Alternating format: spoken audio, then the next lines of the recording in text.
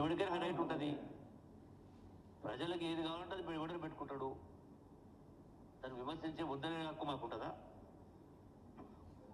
ప్రజలు ఏది కోరుకుంటే ఇన్వెంట్ చేసుకుంటే ఇస్తారు.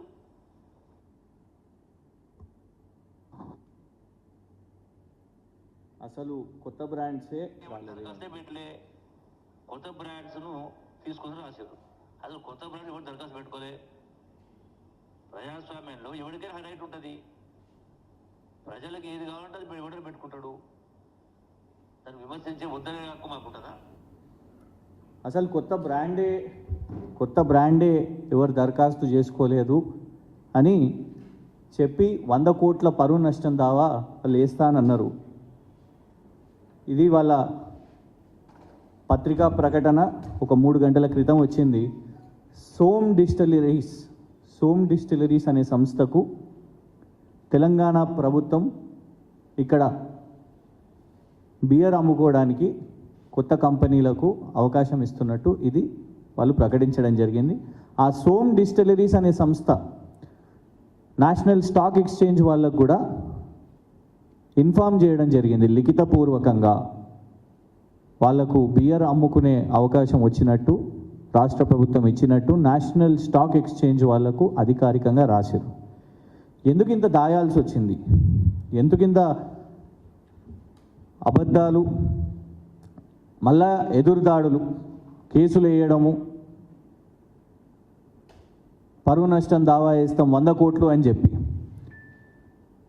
అయితే విచిత్రం ఏంటంటే ఈ కంపెనీ గురించి చాలా గమనించాల్సిన అవసరం ఉన్నది.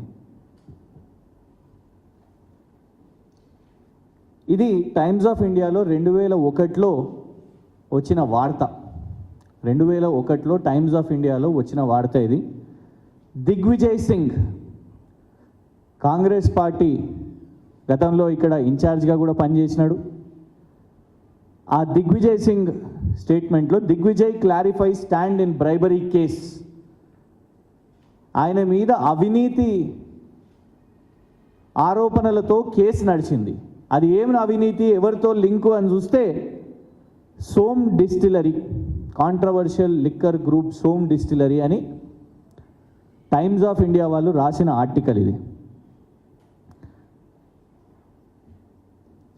ఇంకా లోతుగా గమనిస్తే ఇవి కాంగ్రెస్ పార్టీకి వచ్చిన ఫండ్ డాక్యుమెంట్స్. కాంగ్రెస్ పార్టీకి వచ్చిన ఫండ్.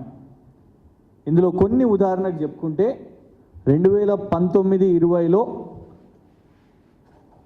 ఇండస్ ఐఎన్డి బ్యాంక్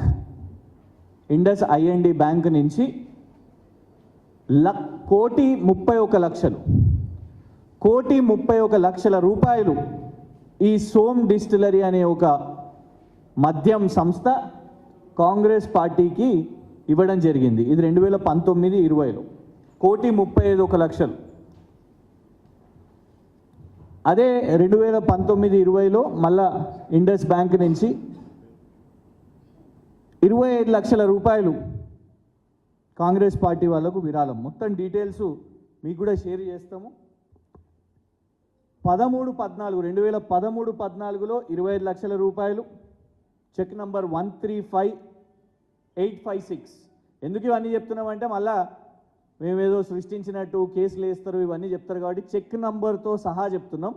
2013-14లో 25 లక్షల రూపాయలు, 2018-19లో మళ్ళా లక్ష్మీ విలాస్ బ్యాంక్ నుంచి 25 లక్షల రూపాయలు, మళ్ళా అదే లక్ష్మీ విలాస్ బ్యాంక్ నుంచి చెక్ నంబర్ 009220 ఇదే సోమ్ డిస్టిలరీస్ వాళ్ళు 25 లక్షలు. అంటే దాదాపు 3 సార్లు 25 లక్షల రూపాయలు, ఒకసారి 1,31,00,000 రూపాయలు ఈ సోమ్ డిస్టిలరీస్ వాళ్ళు కాంగ్రెస్ పార్టీకి విరాళంగా ఇవ్వడం జరిగింది.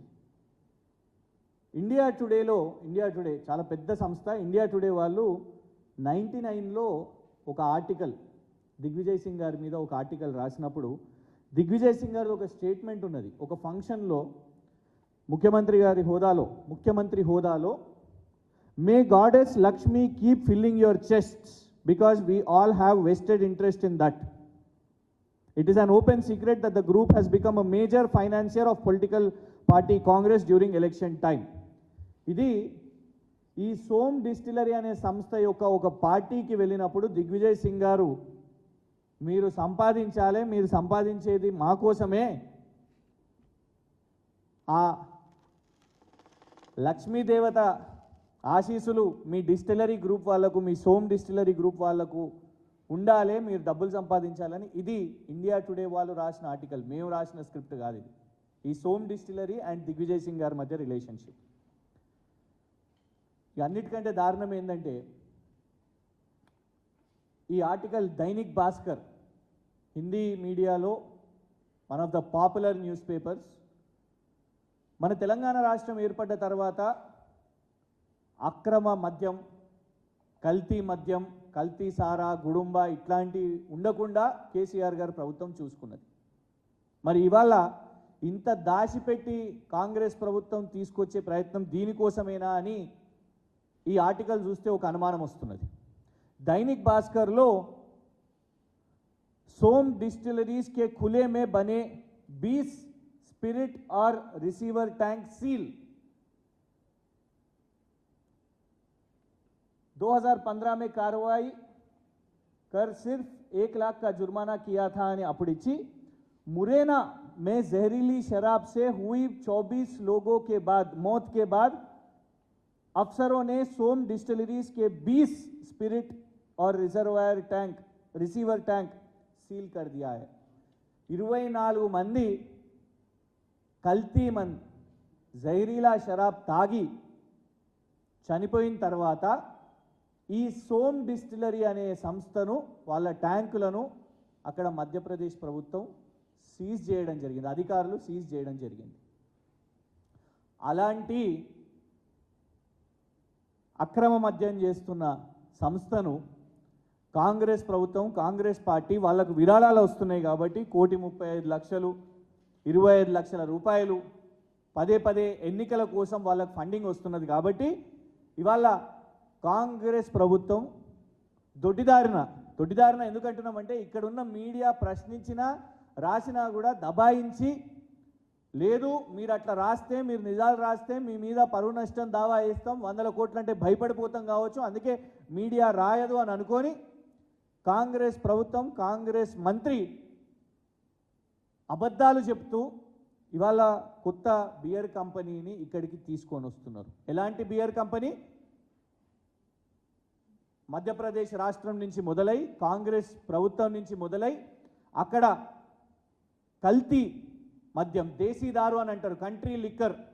ఎవ్వరు గూగుల్లో కొట్టినా సోమ్ డిస్టిలరీ కంట్రీ లిక్కర్ అని కొడితే మొత్తం కూడా డీటెయిల్స్ వస్తాయి. ఇవన్నీ కూడా ఇవ్వండి. ఈ ఫండ్స్ అనేటివి మేము ఎలక్షన్ కమిషన్ ఆఫ్ ఇండియా ద్వారా తీసుకోవడం జరిగింది. ఎలక్షన్ కమిషన్ ఆఫ్ ఇండియా వెబ్సైట్లో వెళ్తే ప్రతి సంవత్సరం ఈ మందు అమ్మే, ఈ బియర్ అమ్మే కంపెనీ ఎన్ని రూపాయలు కాంగ్రెస్ పార్టీకి ఇచ్చింది అని స్పష్టంగా మీకు కనబడుతుంది. ఇది కాంగ్రెస్ పార్టీకి చాలా దగ్గరగా ఉన్న పత్రిక వైర్ అనే సంస్థ. వైర్ అనే సంస్థ వాళ్ళు కూడా రాసిన హెడ్డింగ్ చూడండి మీరు. CCI raids associate alcohols Som distilleries. Som distillery మీద రేడ్ జరిగింది. ఎందుకు అంటే the investigation is looking at price fixing of so called country liquor or low price locally made alcohol. Country liquor అంటే ఏంది? అది మళ్ళీ తెలంగాణ రాష్ట్రంలో ఇవాళ కాంగ్రెస్ ప్రభుత్వం తీసుకురావాలనే ప్రయత్నం చేస్తున్నది. మళ్ళా గుడుంబాలు, ఇట్లాంటి బియర్ కంపెనీలు, వీటిని మొదలుపెట్టే కుట్రలో భాగంగా ఇవాళ కాంగ్రెస్ ప్రభుత్వం గిందుకే ఇవాళ ఎందుకు మీకు ముడుపులు వస్తున్నాయి, బ్రూ ట్యాక్స్ అంటే ఏంటిది అని చాలామంది అనుకుంటున్నారు కదా. ఇవ్వండి, ఇవే బ్రూ ట్యాక్స్. వాళ్ళు పైసలు సంపాదించడానికి ఆత్రంలా 4-5 నెలలే అయ్యి ప్రభుత్వము ఇలాంటి పాలసీలు తీసుకొని వచ్చి మధ్యప్రదేశ్లో కల్తీ మద్యం చేస్తున్న కంపెనీలు ఎవరు చేపట్టయితే అక్కడ సావులు కూడా అయినాయో, వాళ్ళ మీద రేడ్స్ అయినాయో, అరెస్ట్లు అయినాయో, కేసులు ఉన్నాయో, అట్లాంటి వాళ్ళను దిగ్విజయ్ సింగ్ గారు ఇక్కడ ఉన్న ఇన్ఛార్జు, వారికి సంబంధాలు ఉన్న కంపెనీ, కాంగ్రెస్ పార్టీకి సంబంధం ఉన్న కంపెనీ నిధులు ఇస్తున్నది కాబట్టి అట్లాంటి కంపెనీని ఇవాళ తెలంగాణ ప్రభుత్వం ఇక్కడ తీసుకొని వస్తున్నది. దీని మీద మళ్ళా కేసేస్తారా, 100 కాదు 1000 కోట్లు వేస్తారా, జూపల్లి కృష్ణారావు గారు సమాధానం చెప్పాల్సిన అవసరం ఉన్నది. మాకు ఆశ్చర్యం ఏంటంటే మంత్రే ప్రెస్ మీట్ పెట్టి అసలు ఏ కంపెనీ వస్తలేదు, అసలు ఎవరు దరఖాస్తే చేయలేదు అని మంత్రే చెప్పిండు అంటే మరి మంత్రికి కనీసం సమాచారం ఉన్నదా, లేకుంటే ముఖ్యమంత్రి డీలింగ్ చేసిండా డైరెక్ట్ ఇందులో? జూపల్లి కృష్ణారావు గారికి తెలియకుండా రేవంత్ రెడ్డి ఇందులో డైరెక్ట్ డీలింగ్ చేసిండా? ఖచ్చితంగా జూపల్లి కృష్ణారావు గారు సమాధానం చెప్పాలి, ముఖ్యమంత్రి గారు సమాధానం చెప్పాల్సిన అవసరం ఉంది. ఎందుకంటే ఓపెన్గా నేషనల్ స్టాక్ ఎక్స్చేంజ్గా కూడా తెలిసిపోయింది సోమ్ డిస్టిలరీకి ఇక్కడ బీర్ అమ్ముకునే కాంట్రాక్టు తెలంగాణ ప్రభుత్వం ఇచ్చింది వాళ్ళ వ్యాపారం ఇక్కడ చేసుకోవడానికి. మరి మంత్రికే తెలియకుండా అవుతుందా ఇది? దీని మీద కాంగ్రెస్ ప్రభుత్వం వాళ్ళు సమాధానం చెప్పాలి. దీని మీద ఖచ్చితంగా కూడా ఊరుకునేది లేదు. ఎందుకంటే తెలంగాణ రాష్ట్రం ఏర్పడ్డ తర్వాత కేసీఆర్ గారు ఇక్కడ ఇలాంటి బోగస్ బీర్ కంపెనీలను, ఇలాంటి అక్రమ మద్యం అమ్ముకునేటోళ్లను ఆ దందాలు కానివ్వలేదు. దీంతో కేవలం ఇక్కడ ప్రభుత్వ ఆదాయమే కాదు, ప్రజల ప్రాణానికి కూడా హాని ఉన్నది. ఆ రాష్ట్రాలలో మధ్యప్రదేశ్లో మనం చూస్తున్నాం, గుజరాత్లో కూడా డ్రై స్టేట్ అని చెప్తారు. దాదాపు 65 మంది చనిపోయినారు అక్కడ. ఒకటే రోజు 65 మంది కల్తీ మద్యం డ్రై స్టేట్ అయిన గుజరాత్లో తాగి చనిపోతే ఇవాళటి వరకు కూడా దాని మీద విచారణ లేదు, అరెస్ట్ లేదు. మధ్యప్రదేశ్లో ఇట్లనే ఈ కంపెనీలు చేస్తుంటే రేపు తెలంగాణలో కూడా ఇదే పరిస్థితి తీసుకొని రావాలన్నా మళ్ళా రేవంత్ రెడ్డి గారు కాంగ్రెస్ ప్రభుత్వం? అందుకే దీని మీద వదలము. ఖచ్చితంగా ఈ కల్తీ మద్యంతో తెలంగాణ ప్రజలకు ఇబ్బంది కలగొద్దు. ఈ కల్తీ మద్యం దాగి మన దగ్గర కూడా మళ్ళా అప్పట్లాగా కల్తీ మద్యం దాగి వ్యక్తి మరణం అనే వార్తలు చూడొద్దు అంటే ఈ బోగస్ కంపెనీలపై కాంగ్రెస్ ప్రభుత్వం మీద పోరాటం చేయాలి. జూపల్లి కృష్ణారావు గారికి సమాచారం ఉందా, లేకుంటే రేవంత్ రెడ్డి గారు డీలింగ్ చేసిరా? ఖచ్చితంగా కాంగ్రెస్ ప్రభుత్వం దీని మీద జవాబు చెప్పాల్సిన అవసరం ఉన్నది. Thank you.